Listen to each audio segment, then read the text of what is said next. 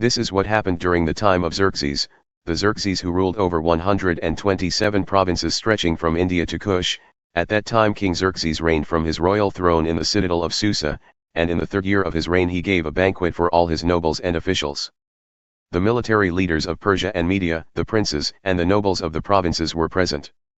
For a full 180 days he displayed the vast wealth of his kingdom and the splendor and glory of his majesty.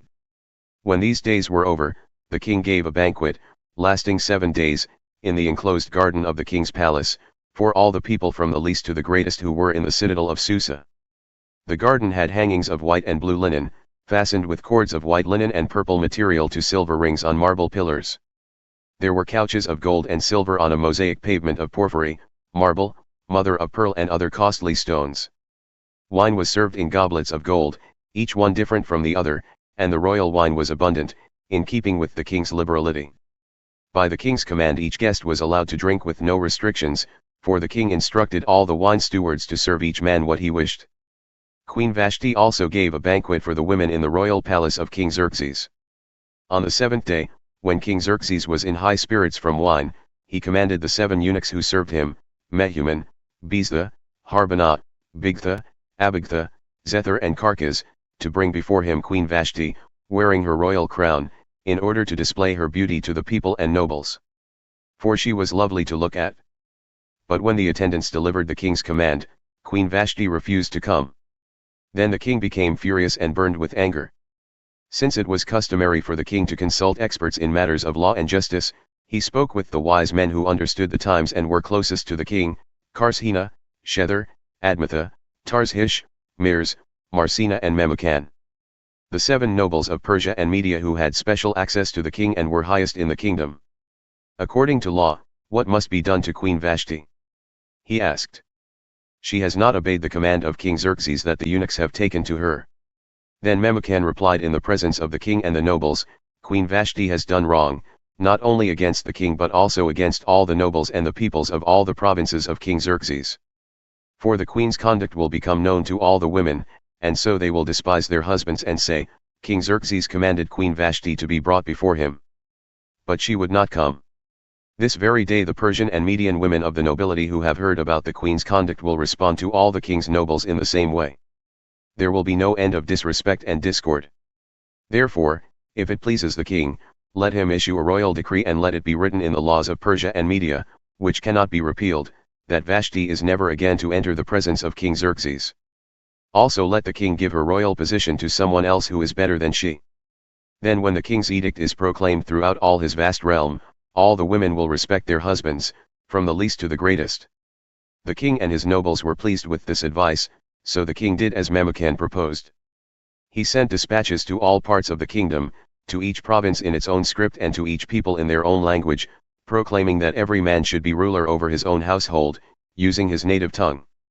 Later when King Xerxes' fury had subsided, he remembered Vashti and what she had done and what he had decreed about her. Then the king's personal attendants proposed, let a search be made for beautiful young virgins for the king. Let the king appoint commissioners in every province of his realm to bring all these beautiful young women into the harem at the citadel of Susa. Let them be placed under the care of Hegai, the king's eunuch, who is in charge of the women, and let beauty treatments be given to them. Then let the young woman who pleases the king be queen instead of Vashti. This advice appealed to the king, and he followed it. Now there was in the citadel of Susa a Jew of the tribe of Benjamin, named Mordecai son of Jair, the son of Shimei, the son of Kish, who had been carried into exile from Jerusalem by Nebuchadnezzar king of Babylon, among those taken captive with Jehoiakim king of Judah. Mordecai had a cousin named Hadassah, whom he had brought up because she had neither father nor mother. This young woman, who was also known as Esther, had a lovely figure and was beautiful. Mordecai had taken her as his own daughter when her father and mother died. When the king's order and edict had been proclaimed, many young women were brought to the citadel of Susa and put under the care of Hegai. Esther also was taken to the king's palace and entrusted to Hegai, who had charge of the harem. She pleased him and won his favor. Immediately he provided her with her beauty treatments and special food. He assigned to her 7 female attendants selected from the king's palace and moved her and her attendants into the best place in the harem. Esther had not revealed her nationality and family background, because Mordecai had forbidden her to do so. Every day he walked back and forth near the courtyard of the harem to find out how Esther was and what was happening to her. Before a young woman's turn came to go into King Xerxes, she had to complete 12 months of beauty treatments prescribed for the women, 6 months with oil of myrrh and 6 with perfumes and cosmetics. And this is how she would go to the king. Anything she wanted was given her to take with her from the harem to the king's palace. In the evening she would go there and in the morning return to another part of the harem to the care of Shashgaz, the king's eunuch who was in charge of the concubines. She would not return to the king unless he was pleased with her and summoned her by name.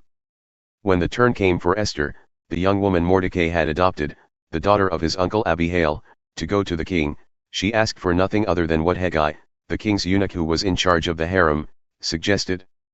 And Esther won the favor of everyone who saw her. She was taken to King Xerxes in the royal residence in the 10th month, the month of Tevath, in the 7th year of his reign. Now the king was attracted to Esther more than to any of the other women, and she won his favor and approval more than any of the other virgins. So he set a royal crown on her head and made her queen instead of Vashti. And the king gave a great banquet, Esther's banquet, for all his nobles and officials. He proclaimed a holiday throughout the provinces and distributed gifts with royal liberality. When the virgins were assembled a second time, Mordecai was sitting at the king's gate. But Esther had kept secret her family background and nationality just as Mordecai had told her to do, for she continued to follow Mordecai's instructions as she had done when he was bringing her up.